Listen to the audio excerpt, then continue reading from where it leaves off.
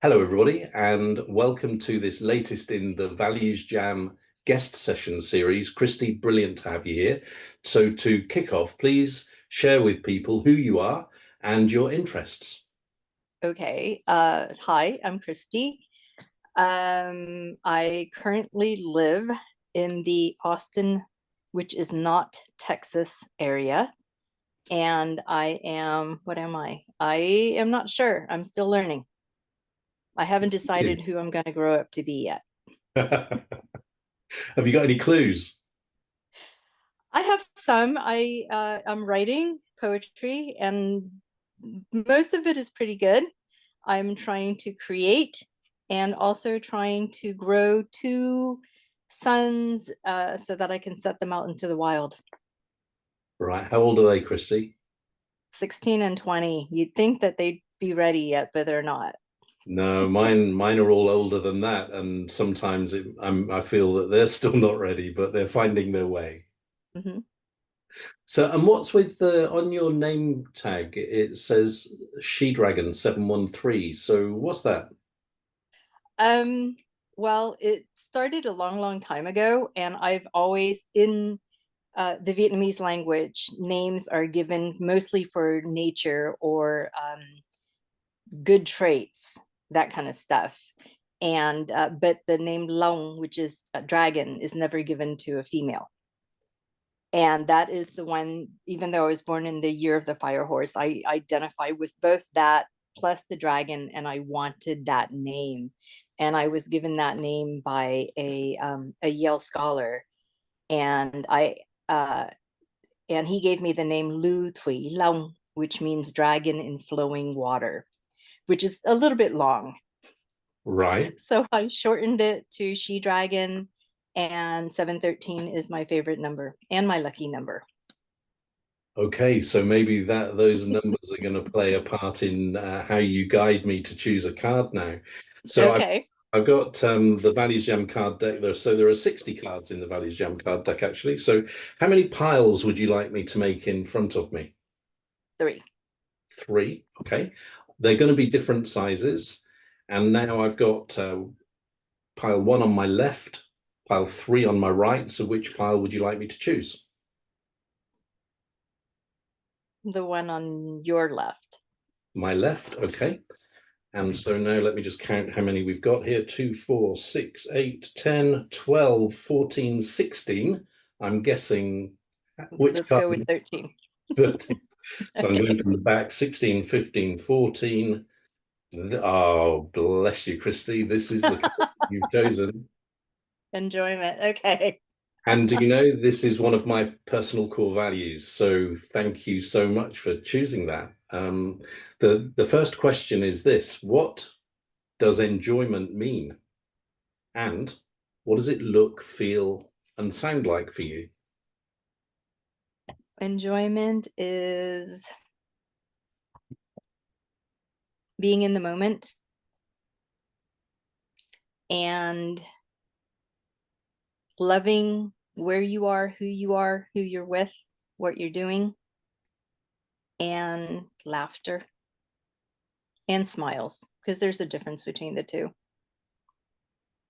Yeah, go on, say a bit more about that difference then. Between laughing and smiling, I always say that there are people who can make you laugh. You can, laugh at someone's misfortune or at a joke or whatever. Smiling comes from the heart. I think laughter comes from the brain, but Okay. smiling comes from the heart. Yeah. So the way, so when I do work with people around values, I emphasize that it's actually the description or the definition of the word that's more important than the word. So, Right. you really need to understand what it means to you.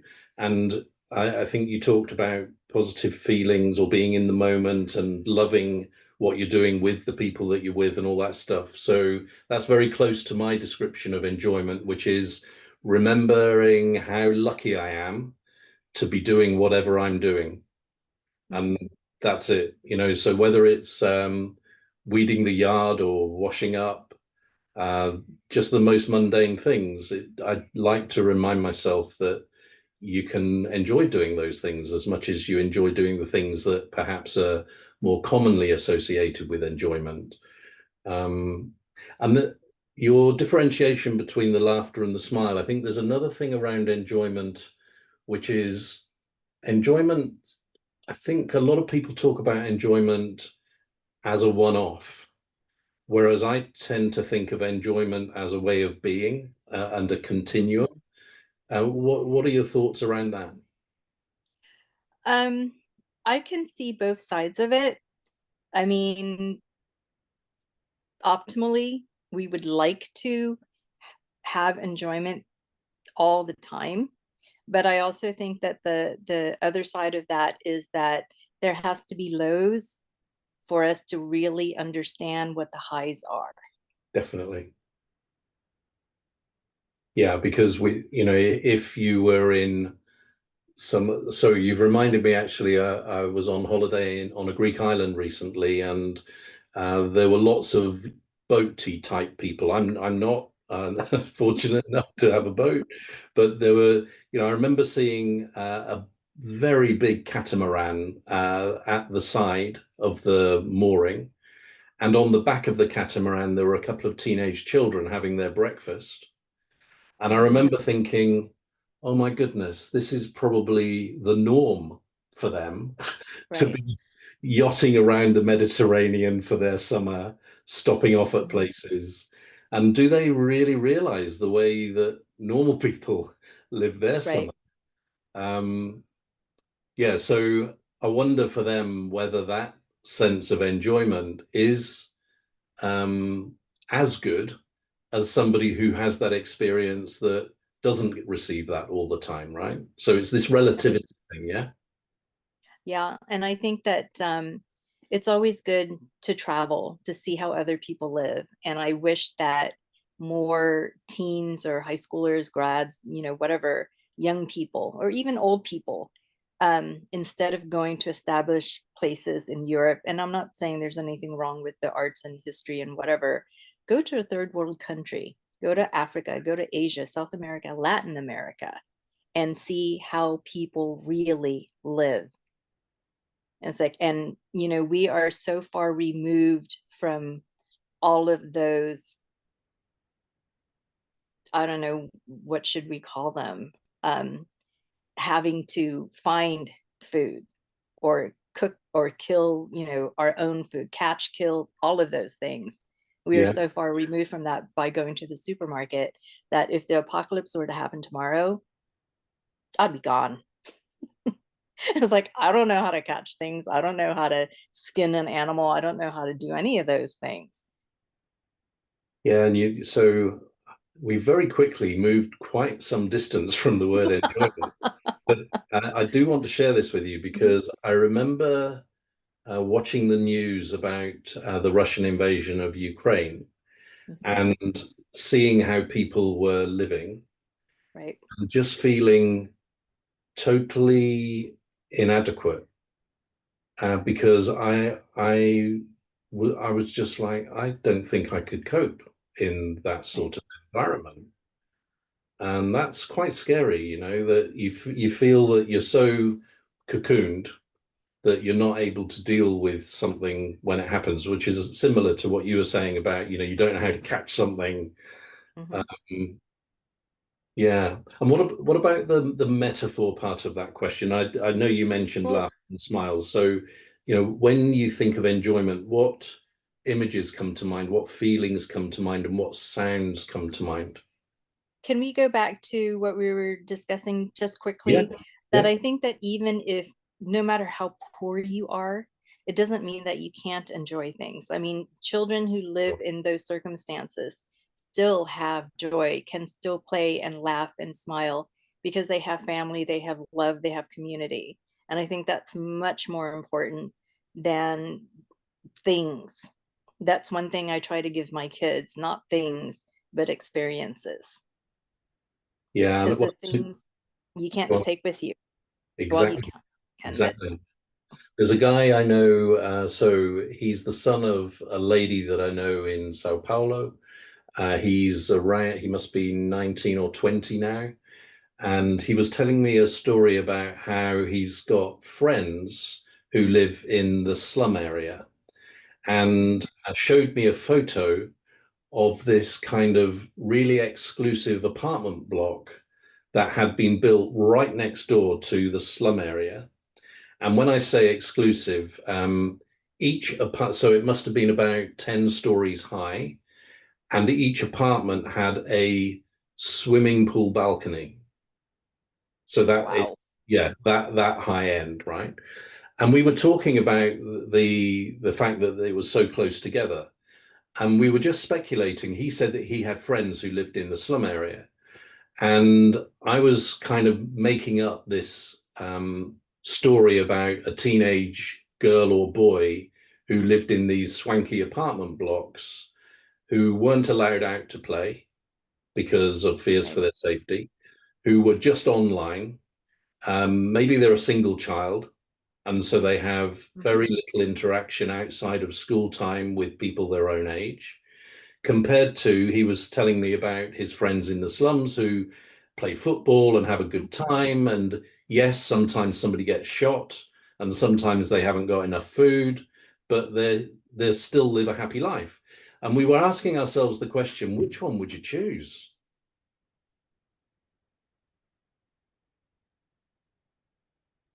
Tough That's one. a hard call on the security side.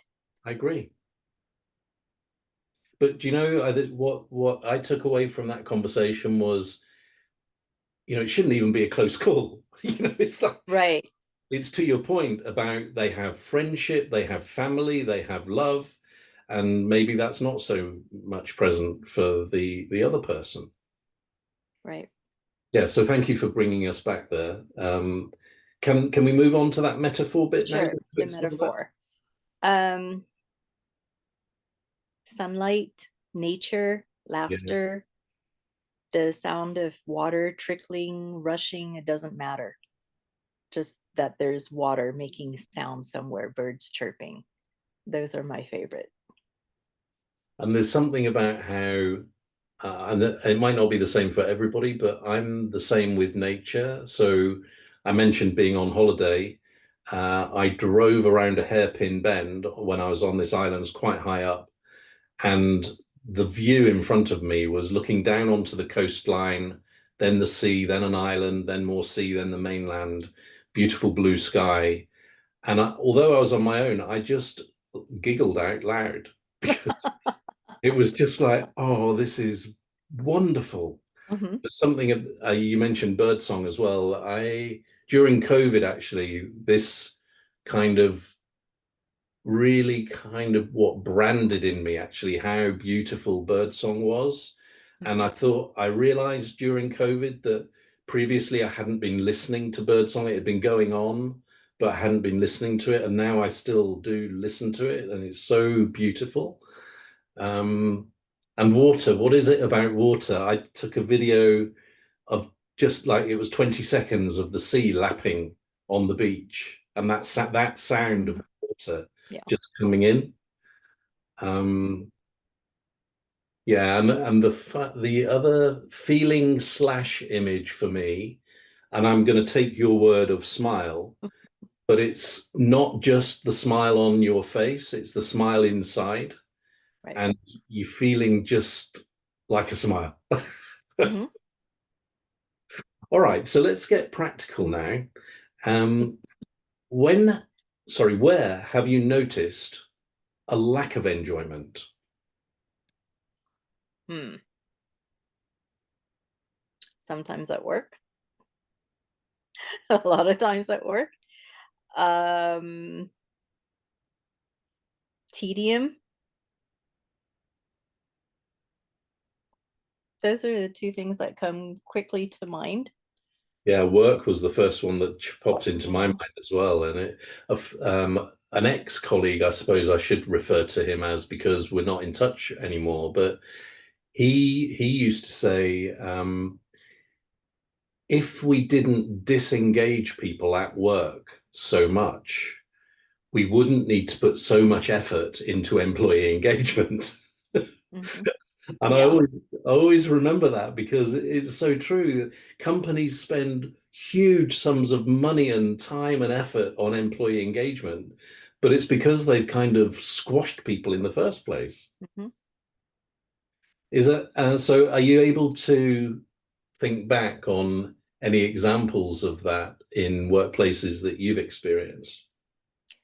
Um, the first thing that comes to mind is when I'm told to do things a certain way, when I know that it can be done better, faster, much more creatively, if I didn't have to follow certain protocols, Yeah. still get to the same or better results. I think that that's really important. And if you're talking about employee engagement, especially. So autonomy, that Mm. degree of control over what you're doing. Hmm. Yeah. And it's also something about how, why does what so I'm going to start again here actually, because I was going to say, why does work have to be so serious? But I want, Well, I would go more with the, um, well, it's always been done this way. okay. And I said, well, yeah, they said that before they devised the steam engine, airplanes, Yeah. cars, Yeah. whatever, computers. Yeah. It's like you can't go by that. Well, it's always been done this way.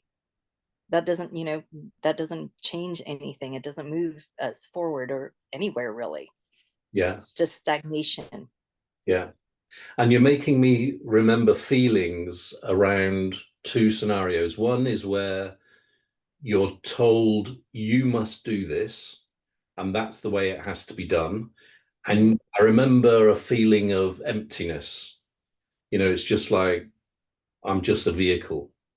Versus, versus, um, you can work out how it's going to be done in the best possible way. And then you finding a way and other people saying, hey, that's great. And you're feeling this sense of value creation, if you like, and Hmm. um, Achievement. yeah, and Hmm. being and contribution, Right. all those two feelings are really, really different and far apart. And the other thing that's come to mind is so what we've just talked about that, but then the other point is this thing about people, so many people and leaders in particular seem to, I don't know why, maybe it's a lack of confidence, but they seem to have to put on a serious business face in order to feel that they're credible. And I don't think that's necessarily the case. You can be relaxed. It doesn't mean to say that you do things less well. Right. Um, you can be relaxed and still have extremely high standards. But maybe that's more rare. Actually, you're reminding me of recently in the presidential announcements and speeches and stuff in your country. Um, Kamala Harris was referred to as doing things with a sense of joy. Hmm.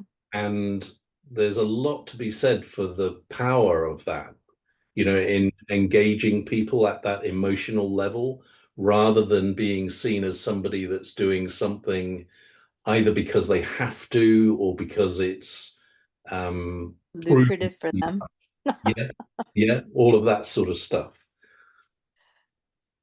And then final story. I remember I was responsible for a call center operation, and the team were on a floor of an office building shared with other departments. And one of the things that we wanted to do, because answering the phone repeatedly is kind of quite tedious, or it can become. And so there are things that you can do, like set off a bell periodically as a surprise. And what we said to people is when you hear the bell, just stretch your arms in the air. And, it's to get Hmm. circulation going and people alive and all this sort of stuff. And goodness me, the complaints we got from the other departments on that floor. And what about the more joyful side of this? When can you think of a time when you have experienced enjoyment? Last time, the lots of times, Yeah, many good. times. Choose one. Choose one. I'm trying to, huh. Okay, I'll choose one. Biking across the Golden Gate Bridge and then stopping for lunch. I know this sounds weird going biking, but whenever I go biking or hiking or whatever, I tend to bring, other than water, uh, brie, baguette, and fruit. And I Okay. think that's a wonderful snack to end any excursion. You know, even if it's a camping trip, it's not the best things to bring, but damn, it tastes good. And where, how did that start?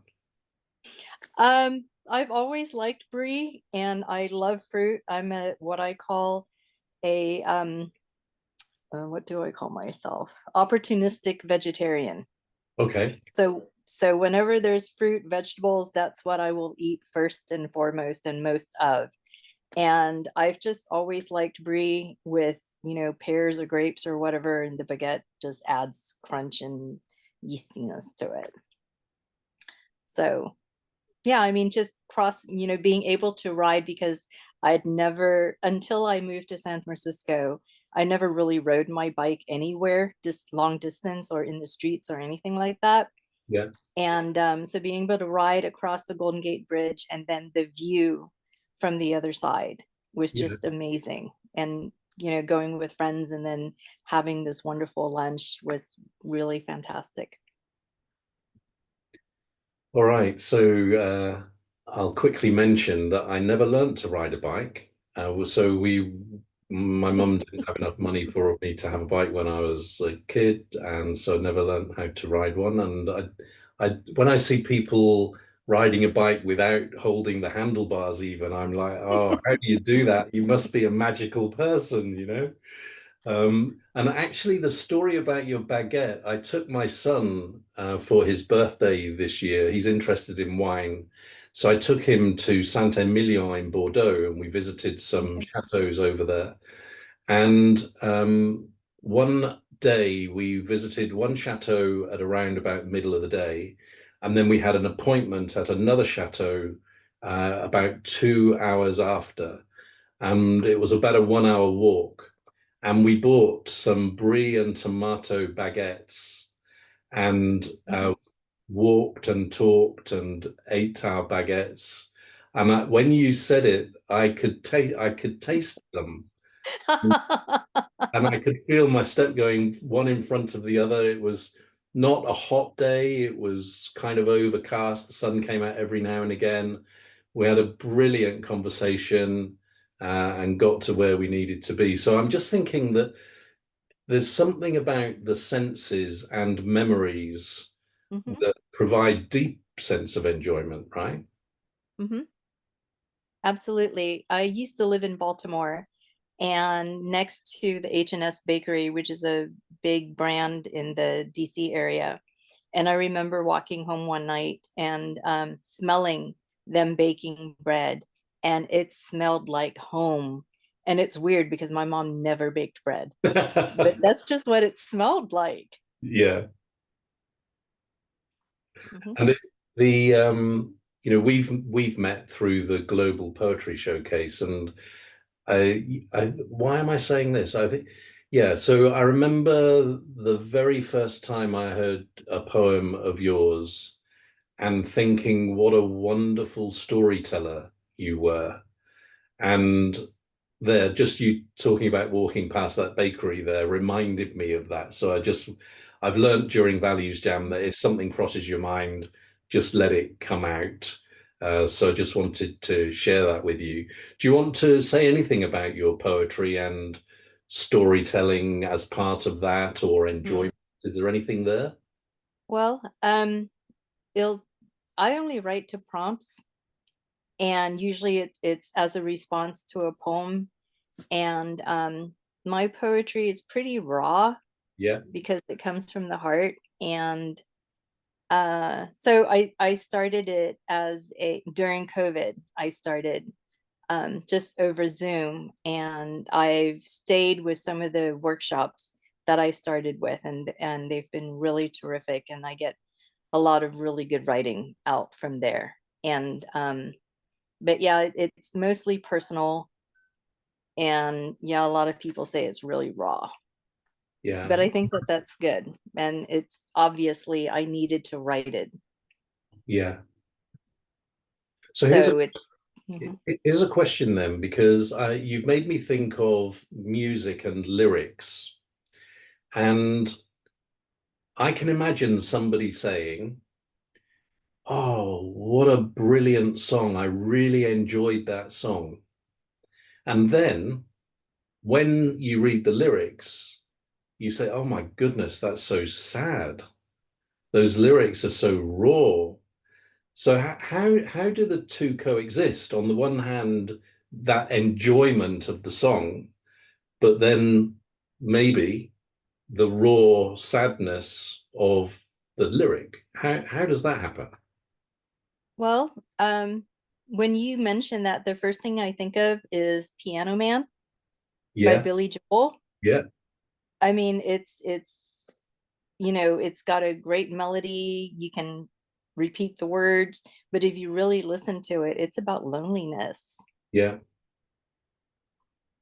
And I don't know. I think that songs, what makes songs fantastic, the lyrics, the vocalist, and then the music. Hmm. Usually, it's not always like that. Santana, it's the music first, but yeah, I mean, the lyrics have to mean something, you know. Which is one of the reasons why one of my favorite bands, or two actually, are Pink Floyd and Steely Dan. I'm a Pink Floyd fan myself, so Hmm. tracks like "Breathe," for instance. Hmm. Um, Or even the Final Cut, that entire album, or yeah, Metal. It's one of my favorites. yeah, yeah. So, and music, I think, is so moving away from that distinction between the music and lyrics. Music is something that is, for me anyway, in a different place as far as being able to create enjoyment, either when you just sit on your own and listen to a piece of music, or when you're at a concert, for instance, with loads of other people who are enjoying it with you as well. That's a very special feeling. And something my kids tease me about is that, there are programs here. I think you have the equivalent. So Britain's Got Talent, The Voice, and stuff like this.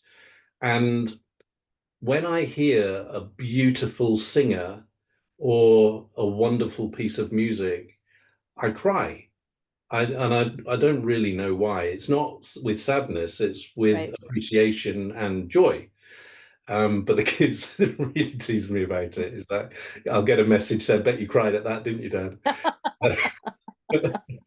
So again, I'm curious. It sounds like you are a bit of a music fan yourself. So why does music give us so much joy, Because well, I was going to say because it engages all our senses, which is not quite true. right? But music is like a smell. It goes to memory. It brings you back to the first time you heard it, or, you know, as you were saying, like a fantastic concert, that experience. I think that has a lot to do with it. It's like, why is it that, um, maybe one of your songs you heard 30 years ago and it's still a favorite today? Yeah. And there's a scientist who works in the art space, and I was on a call with her maybe a few months ago, and what she was talking about is how we don't actually teach children how to use our senses. And she was advocating, imagine having lessons in how to smell, how to taste, how to look at things. And she was suggesting that we vastly underutilize our senses. And I suppose there's some kind of supporting evidence around that of the way a blind person is able to use their sense of touch and smell in a really enhanced way. So I wonder what sort of latent potential there is there in our senses. That's fascinating. Mm-hmm. Yeah, they also say that the studies that they've done with people who had brain damage or dementia or whatever, and music can bring them back. Yes. And I Yeah. think that's fascinating. Yeah.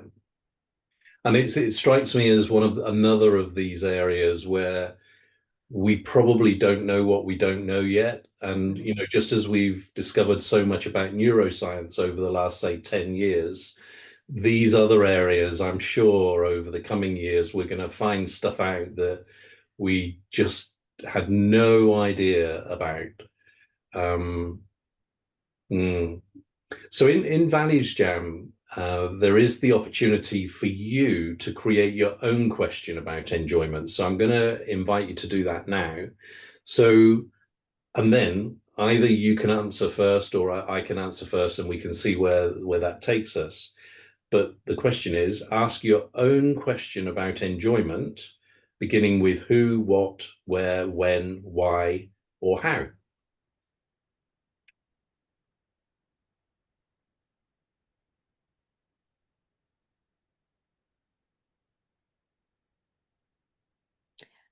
Okay.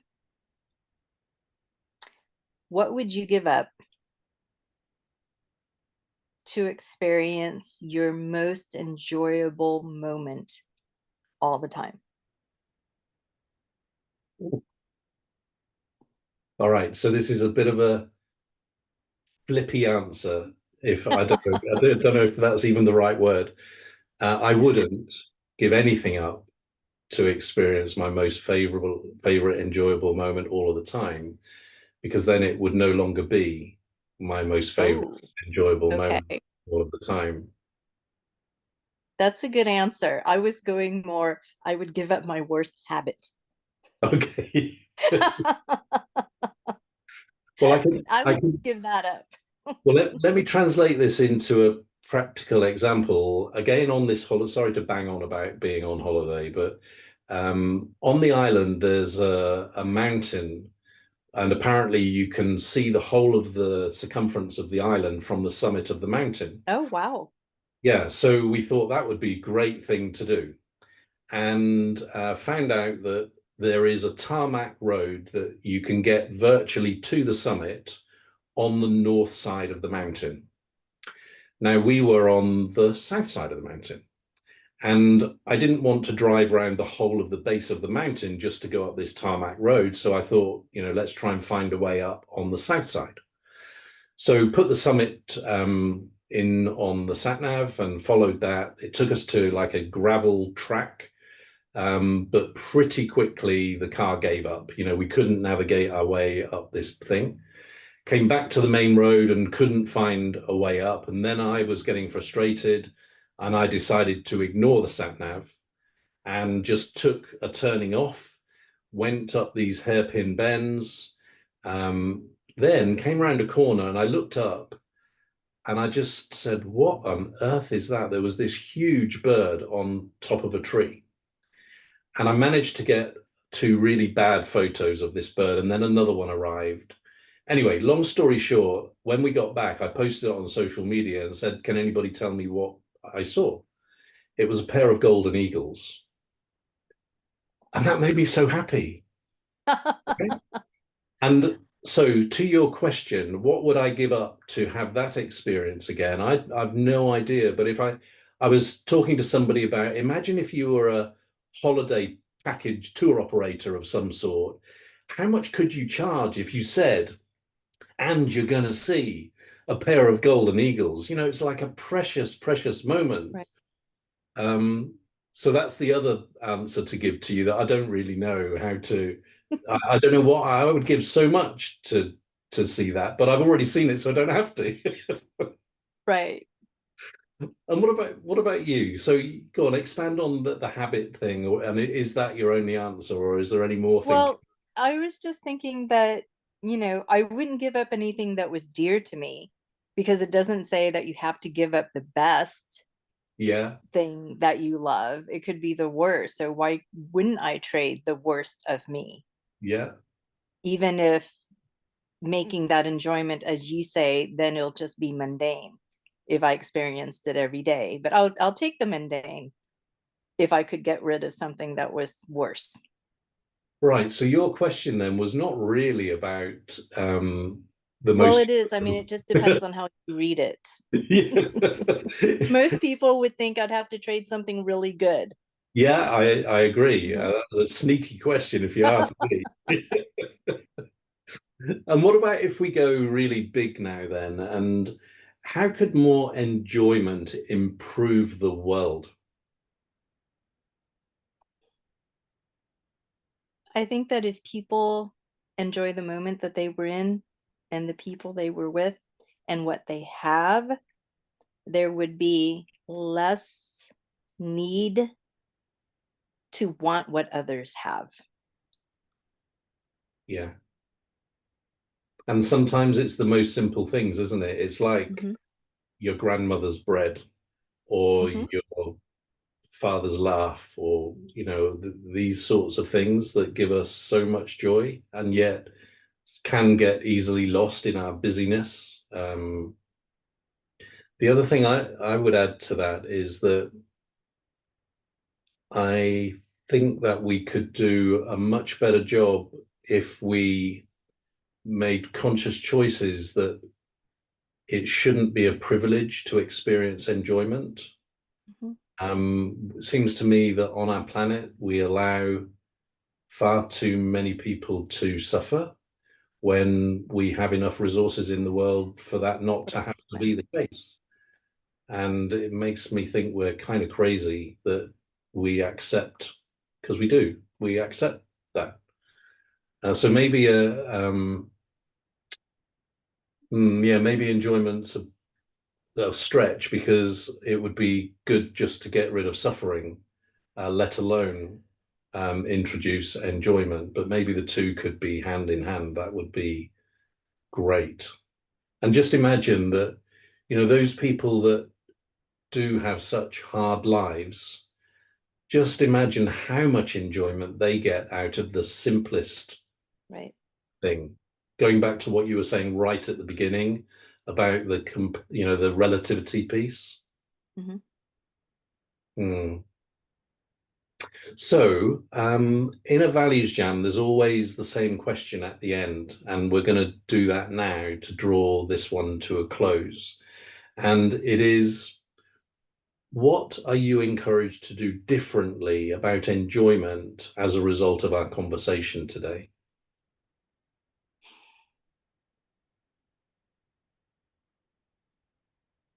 I was going to say actively seek out more of it, but I think really to include more people in it. Okay.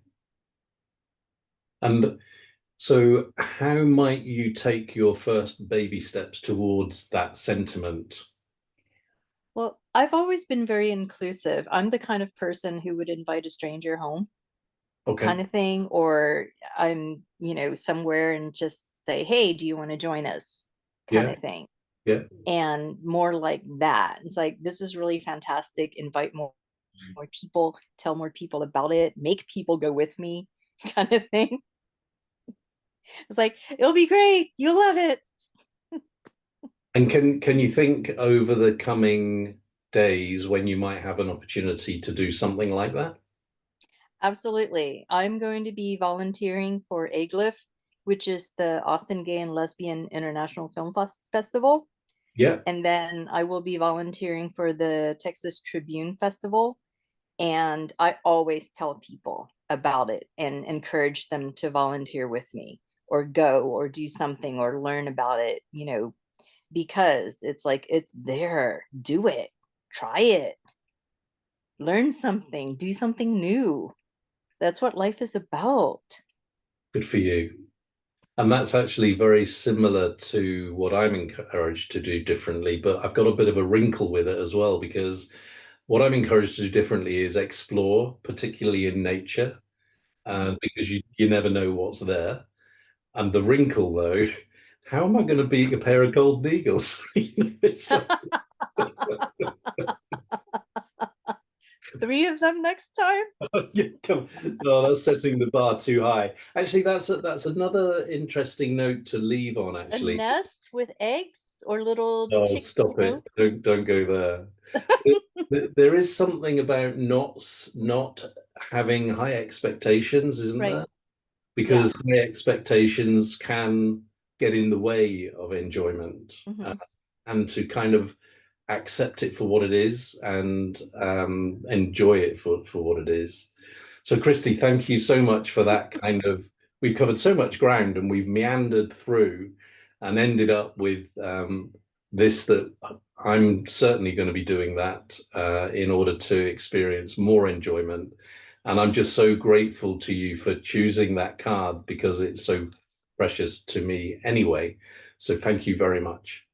Thank you, Alan. I really enjoyed this. Good. Thanks for inviting me. Cheers. Bye. Bye.